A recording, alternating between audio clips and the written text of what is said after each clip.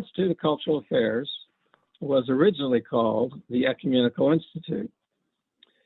And it was set up by a bunch of people after World War II who had gone off to, I'm not sure exactly how they initially became involved in the war, but they were mostly counselors. They were sort of mental health and so forth, helping soldiers who returned from the war cope with post-traumatic stress and various and sundry things like that. But they had been trained in the ministry, and see if I get all this straight. So in any case, my goal is to explain what they were doing and why they were doing it.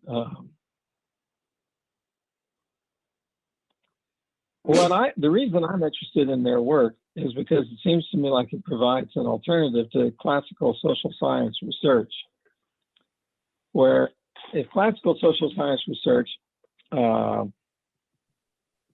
is about trying to figure out how the world works and describe it and test it, etc., these people were just about helping other people. They called themselves those who care. So they were not promoting any particular religious point of view. They were just trying to be good people doing good things for other people. And I encountered them soon after I arrived in Washington, D.C., to begin teaching at George Washington University in the Department of Management.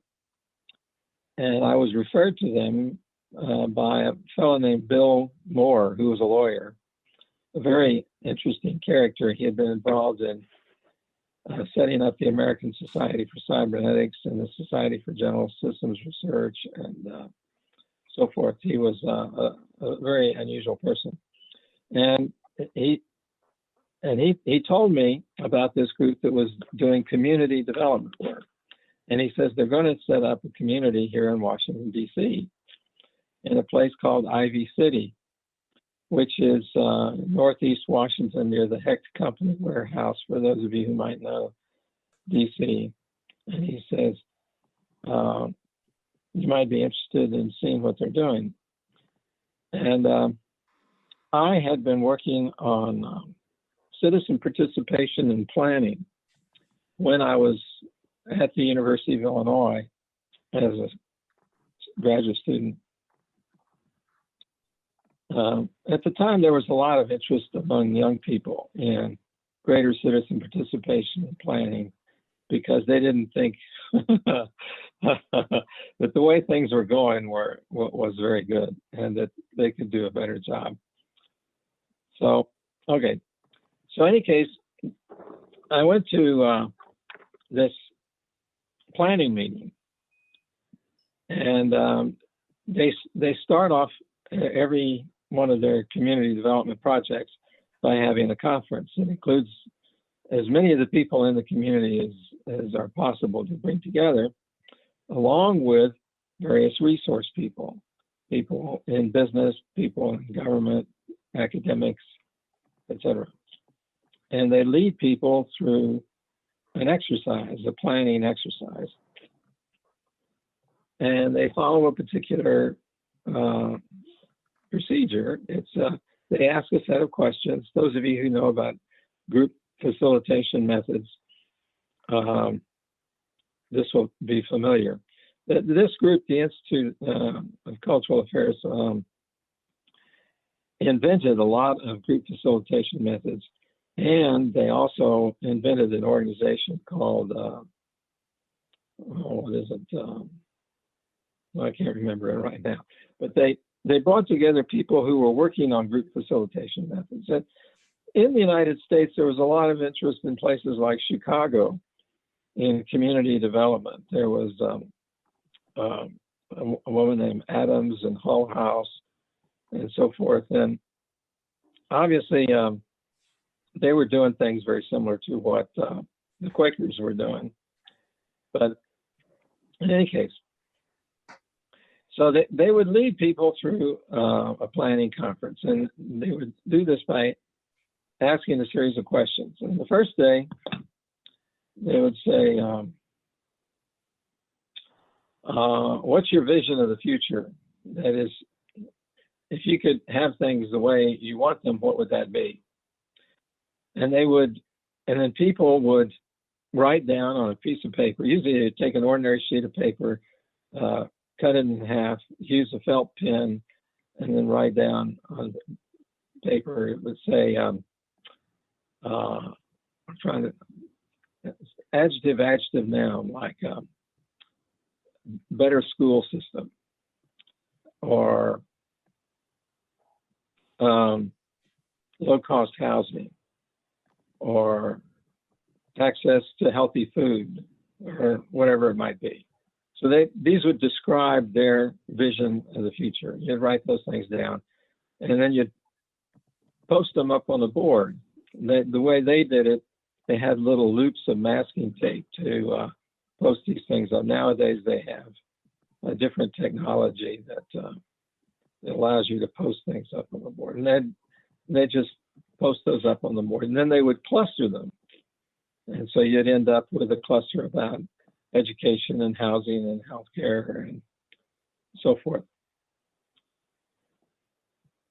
And that would be the work of the first day. Then the second day, they'd say, okay, if that's what we want, why don't we already have it? What are the obstacles to achieving the vision? And they'd go through the planning exercise again. People write down as individuals, and they would post those things up on the board. And at the end of the day, you would have, or part of a day, you'd have a collection of ideas on obstacles. And it might be, the government doesn't pay attention to us.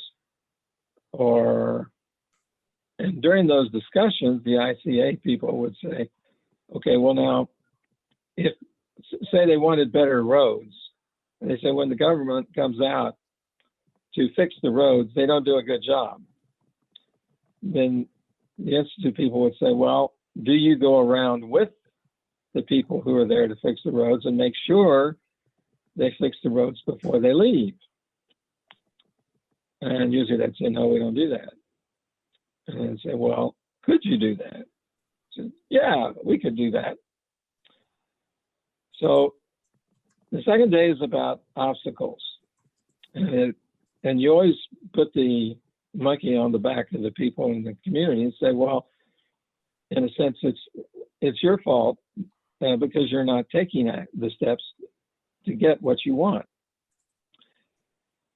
So then on the third day, they say, okay, if those are the obstacles, how can we remove them? What are some strategies to remove the obstacles to achieving the vision? And you go through an exercise and people brainstorm and write down their ideas. They post them up on the board. They cluster the ideas on the board.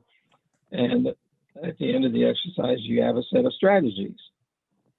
And the fourth day, okay, these are the strategies we said we were going to. Oops, I've got somebody outside my house. And they're going to be working on my roof. Can we do a pause of about 5 minutes while I say something to them? Is anybody still hear me? Yes. Yes. Give me just a moment. I'll be right back. So questions that people may have.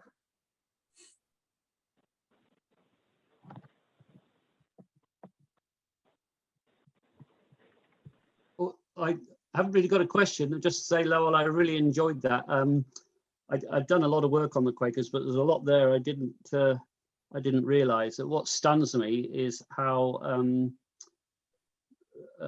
advanced they were in their thinking. But it just wasn't their thinking. It was part of a natural philosophy.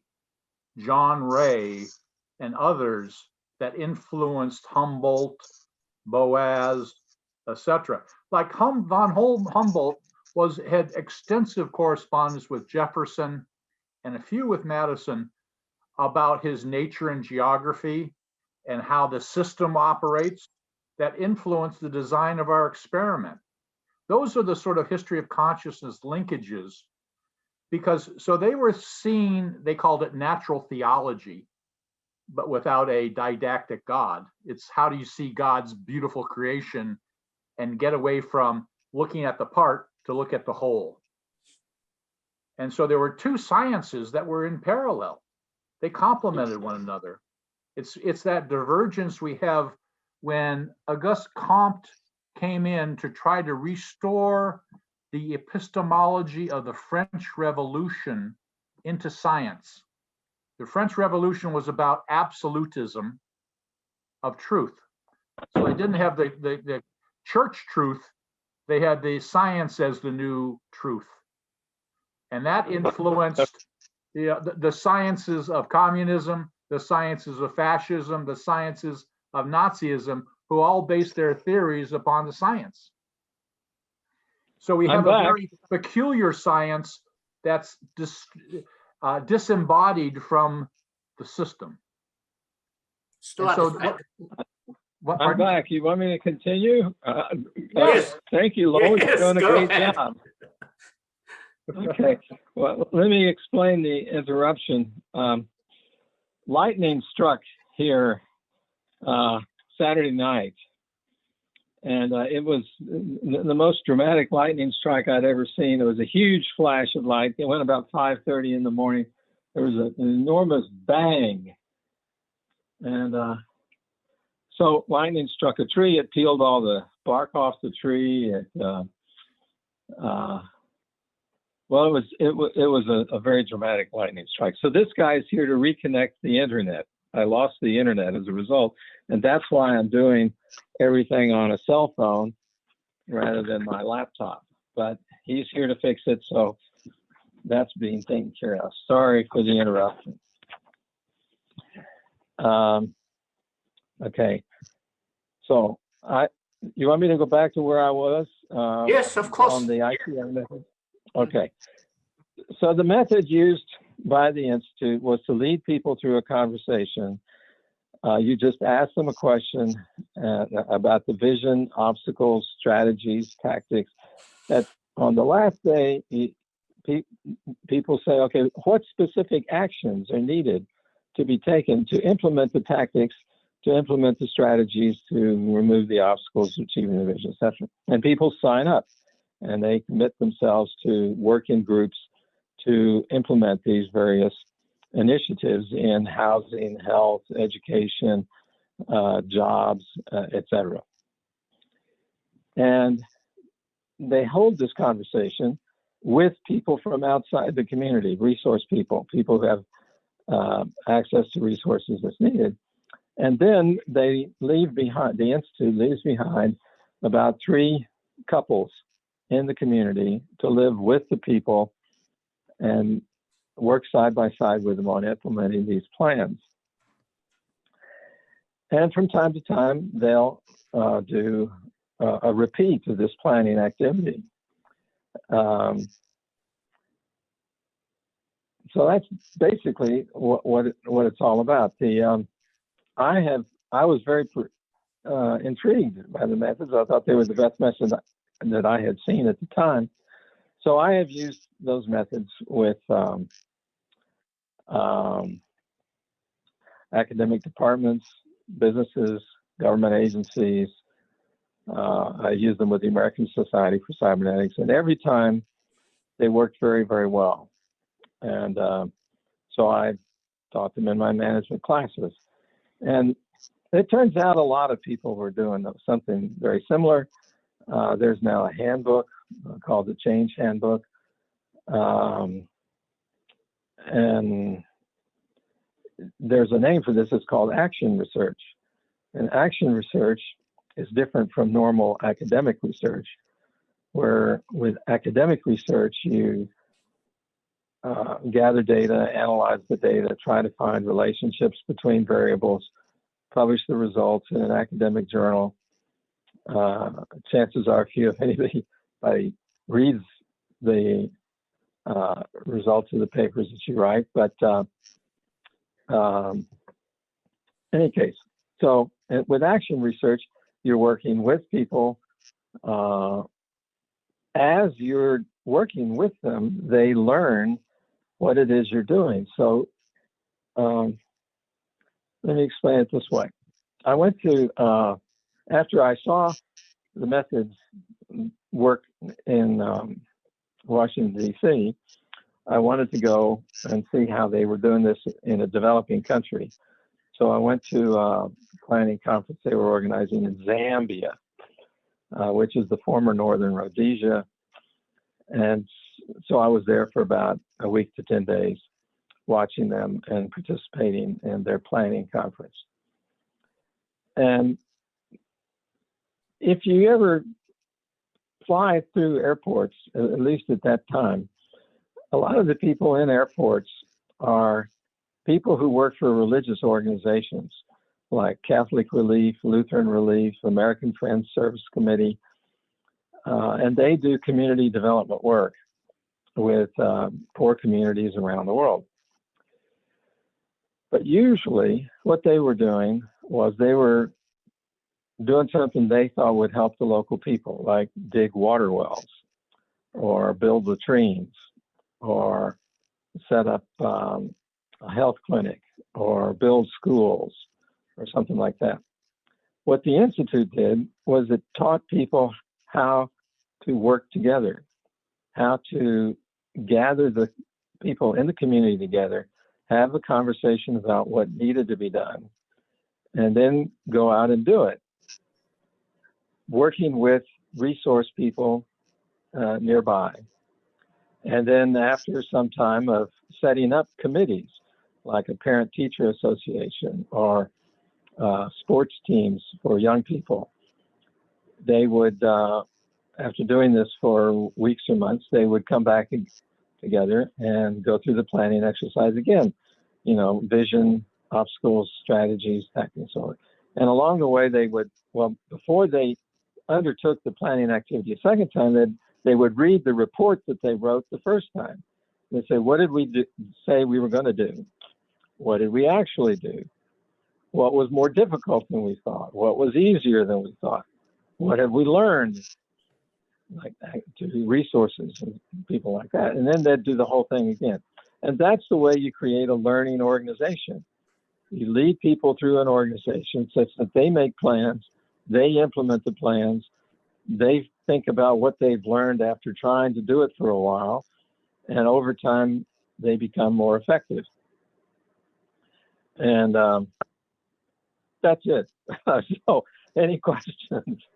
Can I talk just quickly? I was getting worried when I first heard the process, which sounded to start with very much like top-down design, which I was worried about. But then the bit where you talk about they come back and they look at what happened, I think is really important, because interestingly enough, I looked at I would often be called into a lot of organizations to look at their latest management plan.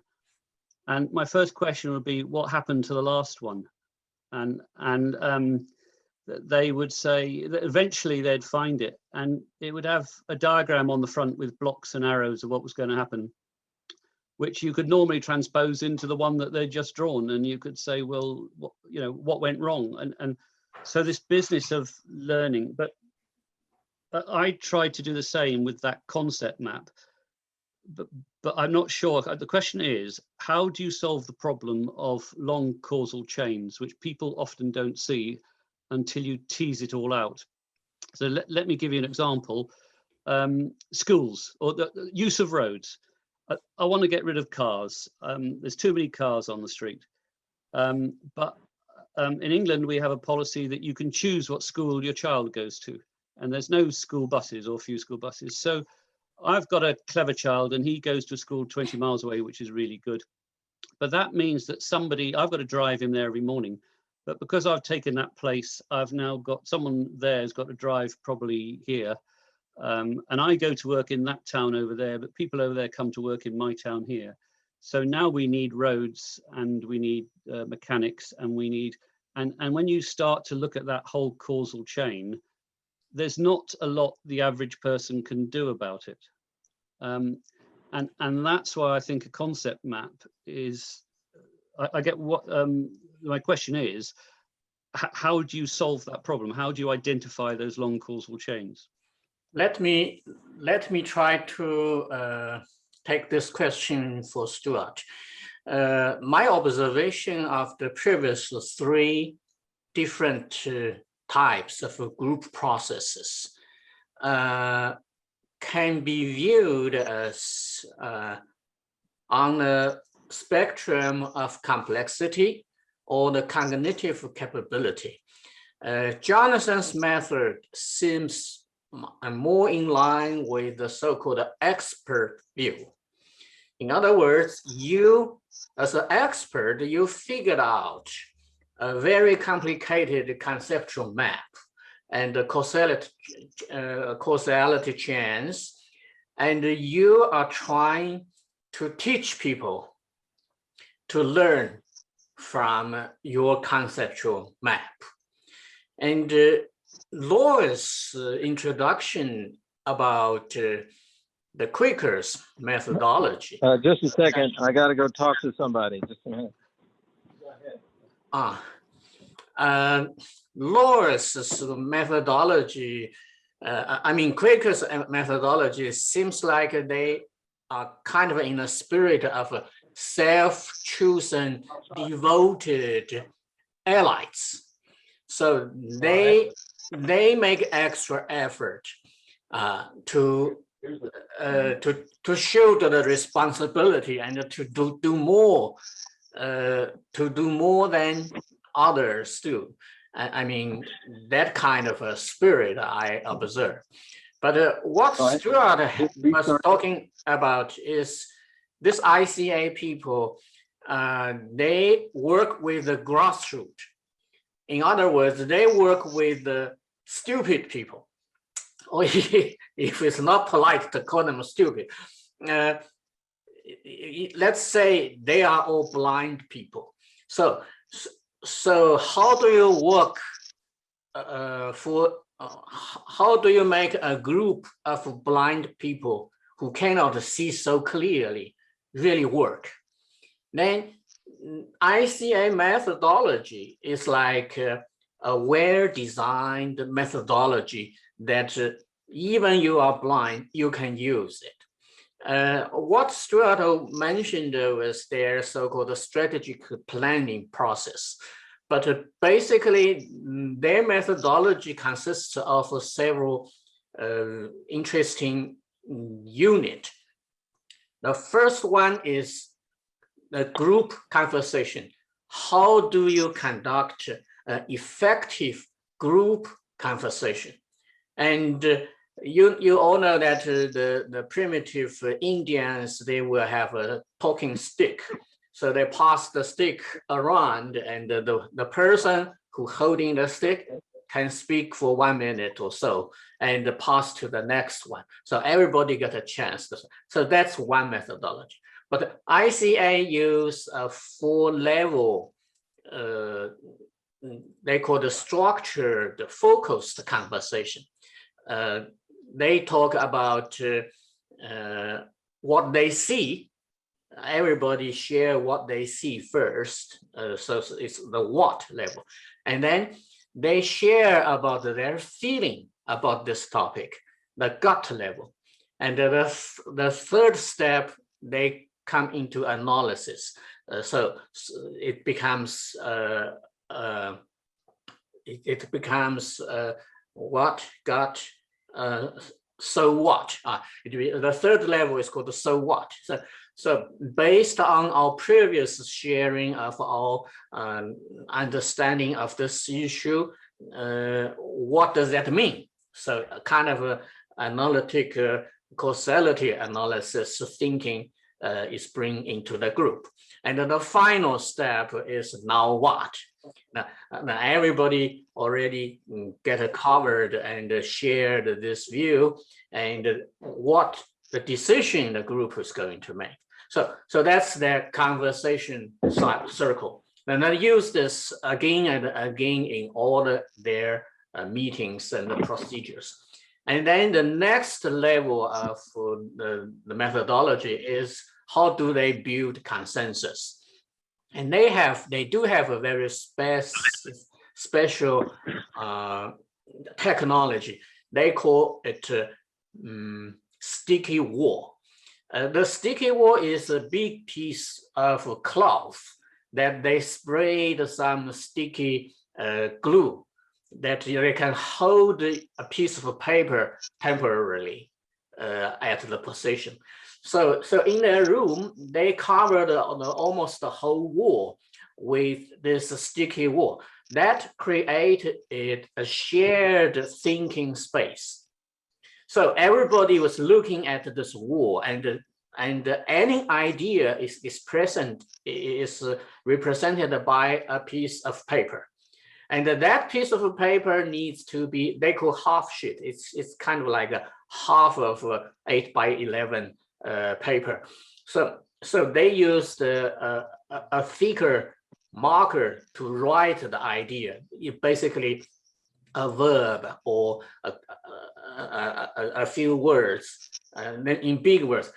The purpose of doing that is that the whole room, maybe 20 people, 40 people, the whole room can see this thinking, this ideas on this thinking space. So, and based on this technology, and then they developed the process of building consensus, basically step by step. Well, it's like a carpenter building a furniture, fixing a furniture. You have a step-by-step process. It's like a surgeon fix your body, doing a surgery on you. They also call it a procedure. And ICA developed this thing called the ToP, Technology of Participation.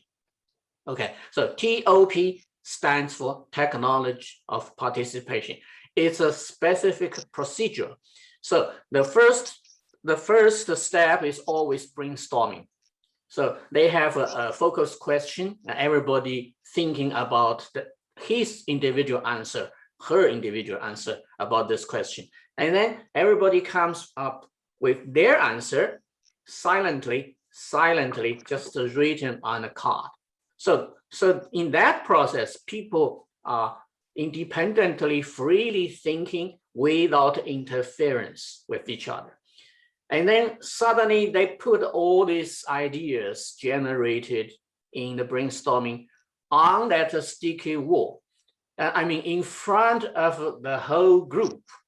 That was the time the magic happens, because it brings the whole group into a sudden awareness of we have so many other people thinking in different concepts. So-called individual wisdom jump into collective wisdom. So they are now facing a much larger diversity of possible answers to that question. And then they start doing the grouping of those cards, which is a converging process. And slowly they grouped all the cards into different groups, and they name each group. They give each group a name, which is a category. And in that process, gradually, the group, the thinking of the group converged slowly into what they call consensus. The definition of a consensus is it's not a 100% satisfactory for anyone, but it's something that everyone can live with. So it's the lower bottom line.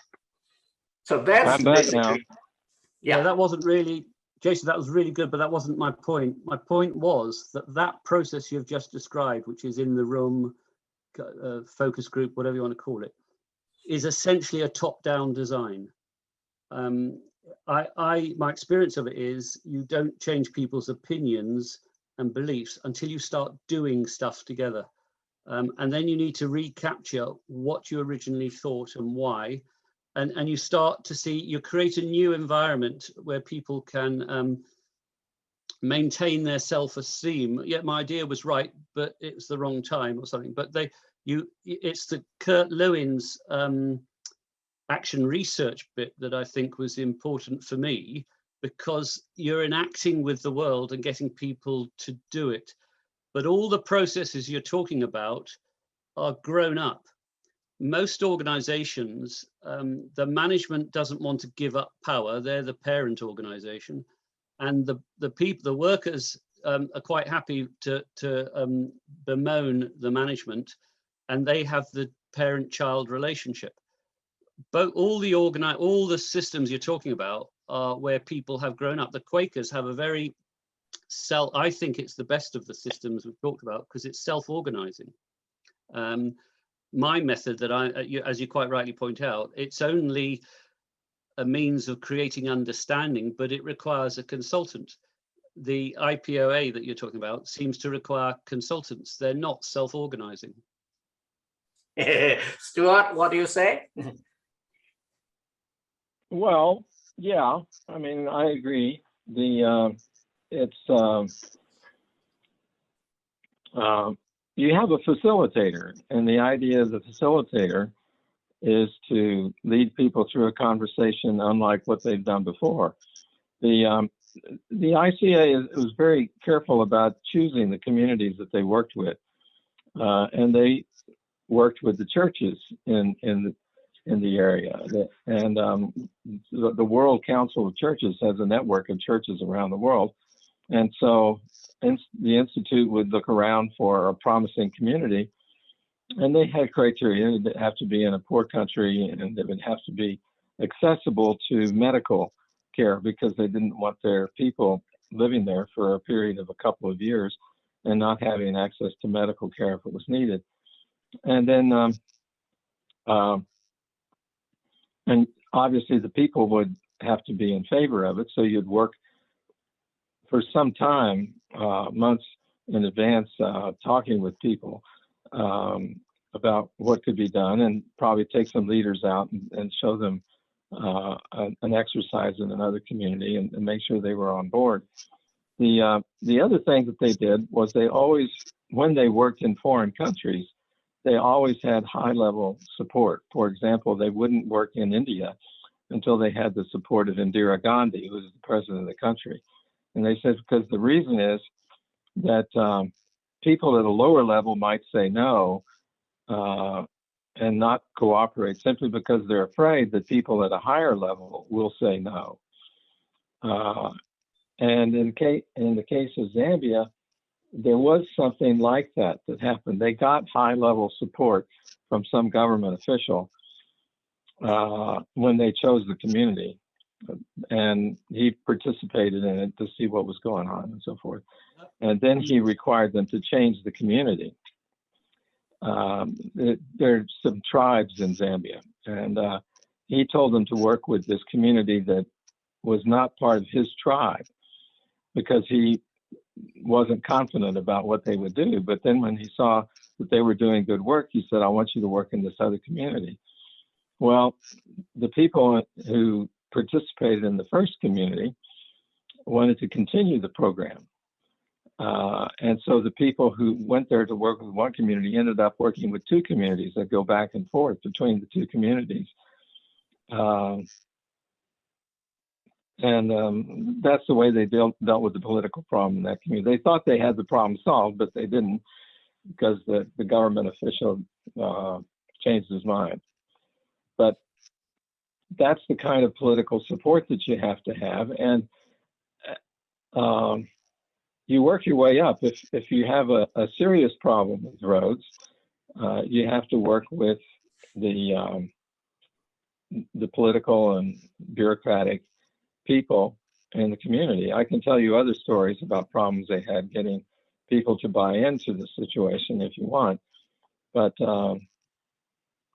it's basically you start at a low level and you work your way up in terms of getting access to resources and teaching people how to work together to solve their problems. So is that an adequate answer to the question? Well, please. I have two observations about the topic here of group processes. Number one is, and this comes out of Doug Engelbart, we need outposts of innovation. We need experiments. You know, just like the Quakers had the holy experiment. Well, we're going to move a bunch of Quakers over to America. We're going to put together a new political system. We're going to try it out, see what works. But it's a feedback system. So you're doing that. That's number one. So I like the idea Jonathan talks about is you have to try something out there, put something out to be attacked. Number two is the takeaway I have from Quaker epistemology is Conway's law. Organization design systems mirror their communication structure. So whether you're a virus and your communication is threefold, me, not me, quanta, and the landscape of the lung you're trying to infect with pneumonia, it's that communication interaction that allows the design to unfold. So we can go to a certain level of interaction by bringing an outside consultant in, saying, oh, you're not you're trapped in your communications. But that's a certain level of problem. What the Quakers try to do is say there's a law between everyday problems, complicated problems where you need experts, and complex problems where you need to reorient your whole perceptual lens to see the interaction before you even use words. You have to observe as a naturalist. And so those are my two observations. Any final comments? So the key thing, I think, is it's quite easy to resolve problems in an organization where there's no big differences, particularly coercive differences. And that's where it's interesting that you talk about Africa, where they're tribes. We tend to see tribes in Africa because they name themselves, but they're still everywhere else in every country, and the tribe becomes the salespeople or whatever. And if you have a methodology I have doubts about, unless it is to deal with the coercive problem where you've got two people who are at each other's throats. And I think going back to the Quaker method, not a lot of people know that the Quakers brokered the Good Friday Agreement in Northern Ireland. The Quakers were behind the peace that is in Northern Ireland. They have a methodology that can deal with coercive systems. And that's what I've tried to develop as well, because you can use things like soft systems methodology and a lot of these other systems, Syntegrity by Stafford Beer, but none of them can deal with coercive problems where the people fundamentally differ. Because the Quakers were trying to get to a peaceable kingdom. And so where are the instances of violence embedded in your very communication structure? Yep. That's a systems of communication. So the frog's eye experiments are exactly where we need to be, not in our words or cognition of the brain, but in how it interacts with the environment and allows an alliance with the zone of fitness, or you're going to go out as extinct in the survival.